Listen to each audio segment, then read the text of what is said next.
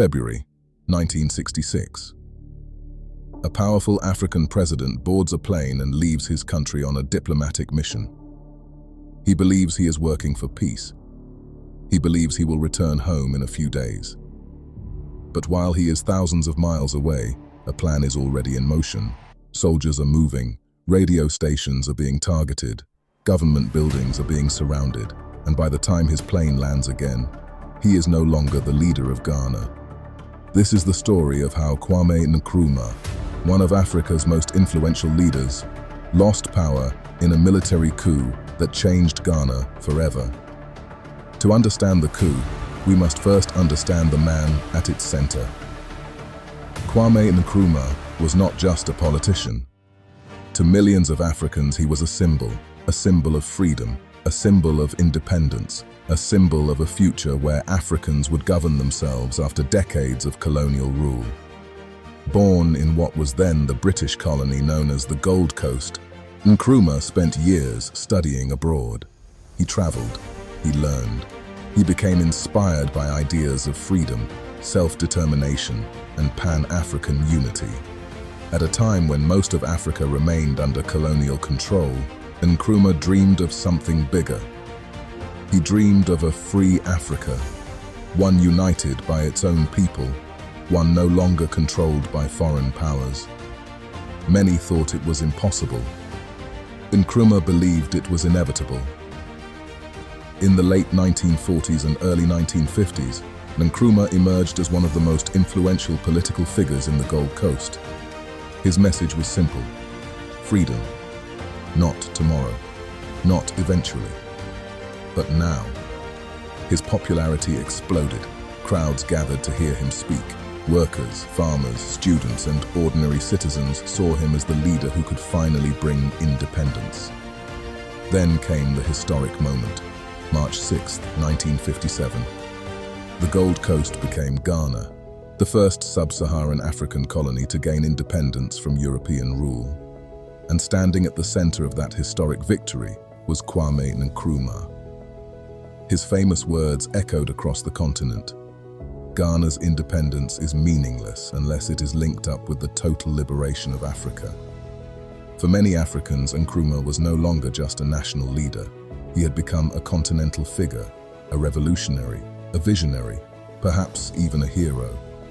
But history often treats heroes harshly. As the years passed, challenges began to emerge. Nkrumah had ambitious plans: massive infrastructure projects, industrial development, education expansion, national modernization. He wanted Ghana to become a model for Africa. But these dreams required money, a lot of money. And Ghana's economy began facing serious difficulties. The price of cocoa, Ghana's most important export, fluctuated. Government spending increased.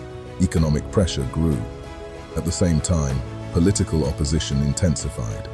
Critics accused Nkrumah of becoming increasingly authoritarian. Opposition parties faced restrictions. Political rivals were detained. Power became concentrated around the presidency. Supporters argued he was protecting national unity. Critics argued democracy was being weakened. The debate became increasingly bitter. Meanwhile, the Cold War was dividing the world. The United States and the Soviet Union were competing for influence everywhere, including Africa. And Nkrumah's foreign policy made many Western governments uneasy. He openly criticized colonialism. He supported liberation movements. He promoted Pan-African unity.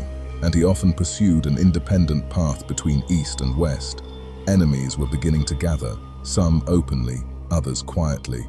Then came February 24, 1966. Nkrumah was not even in Ghana. He had traveled abroad on a peace mission related to the conflict in Vietnam, thousands of miles away from Accra, far from the people who depended on him, far from the military officers plotting against him.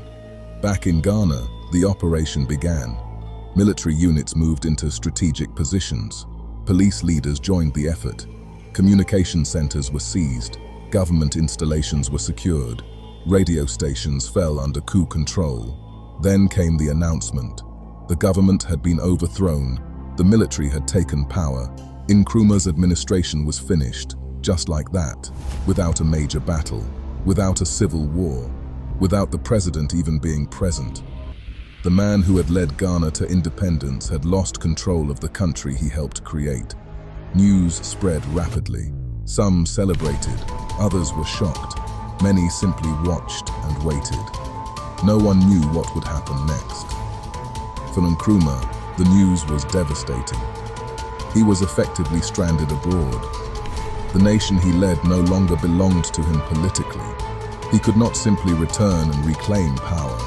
The military government had already established control. His era was over. Eventually, Nkrumah found refuge in Guinea. There, he was welcomed by President Ahmed Sékou Touré. But exile is a difficult thing for any leader, especially for one who once stood at the center of a nation's dreams. Far from Ghana, Nkrumah continued writing and speaking. He reflected on Africa, on imperialism, on the future of the continent, but he would never again rule Ghana. The political chapter that began with independence in 1957 had closed. Today, decades later, the debate continues. Was Nkrumah a visionary whose ambitions were ahead of his time, or did his concentration of power contribute to his downfall? Different people answer that question differently, but one thing is undeniable. His influence remains enormous. Across Africa, Nkrumah is remembered as one of the major architects of independence. His ideas about African unity continue to inspire discussions today. His speeches are still studied, his achievements are still celebrated, and his mistakes are still debated. Few leaders leave a legacy so powerful that generations continue arguing about them long after they are gone. Nkrumah did. In February 1966, a president left Ghana believing he would return home to continue leading a nation. Instead, he returned to a completely different reality, a reality shaped by power, politics, ambition, fear, and forces far larger than any one individual. Was the coup inevitable? Could Nkrumah have prevented it? Or was his downfall the result of forces already moving beyond his control? Let us know what you think in the comments. And if you enjoyed this story, subscribe to Statecraft Stories for more dramatic political histories, leadership struggles, and the events that shaped our world. Because behind every nation, behind every revolution, and behind every leader, there is always a story.